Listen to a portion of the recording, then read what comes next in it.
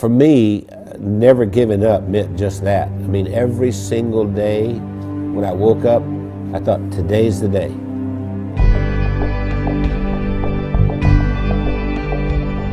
I was the second son in a sharecropper's family, and a sharecropper means that you don't own anything. I mean, you work for someone else who was the landowner.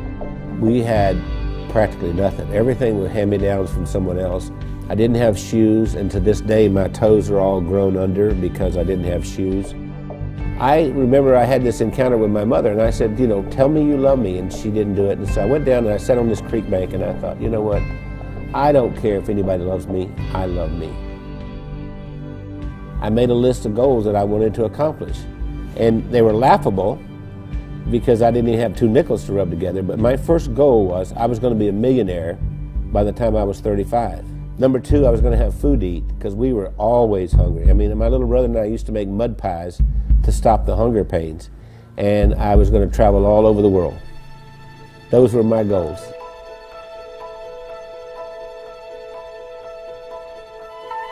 I've learned everything from working with Randy.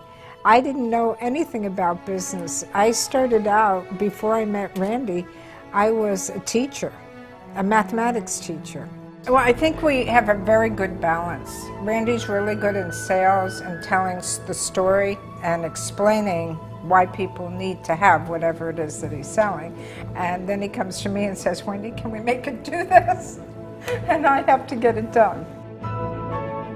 We started working together, and we were together all the time doing things, and that we just, you know, couldn't be without each other.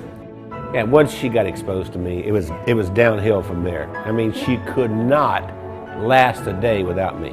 That's probably true. That's what the COO does here. Does hair? She preps me. Spit on it, honey, like you used to do. I never spit. We retired a few times. Did he tell you that?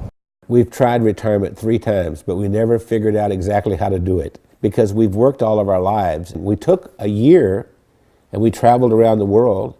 Then when the decision of the day became, where are we having breakfast? I thought, we're in trouble. If I were giving you advice and you were meeting Wendy for the first time, I would tell you, don't get your feelings hurt if she uses her phone while she's meeting with you. Hey, Kim. Hey, Chris. Okay. I'll see you in the morning. All right.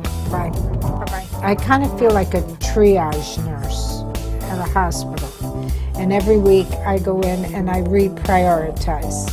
No, I'm not approving that. I think what drives Wendy is her desire to be the best and provide the best of service to everyone.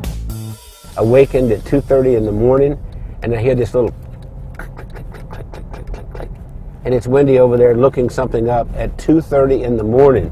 And I'll say, why aren't you sleeping? You can do that tomorrow morning. We are the definition of entrepreneurs.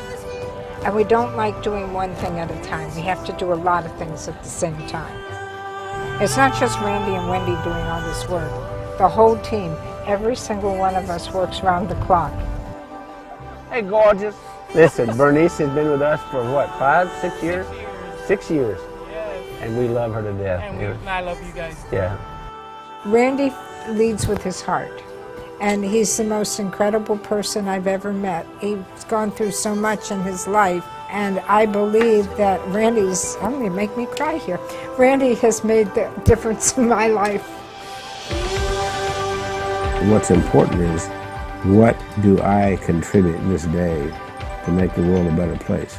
I know that sounds corny, but that's really what it is. My daddy used to say, we leave here with empty pockets. The other thing my dad said is that when you leave, you'll be accountable for 2 things. 1, how did you treat Mother Earth? And 2, how did you treat the people on Earth? I feel that I have found joy and that I've given joy, and I think there's a lot more joy that we can give.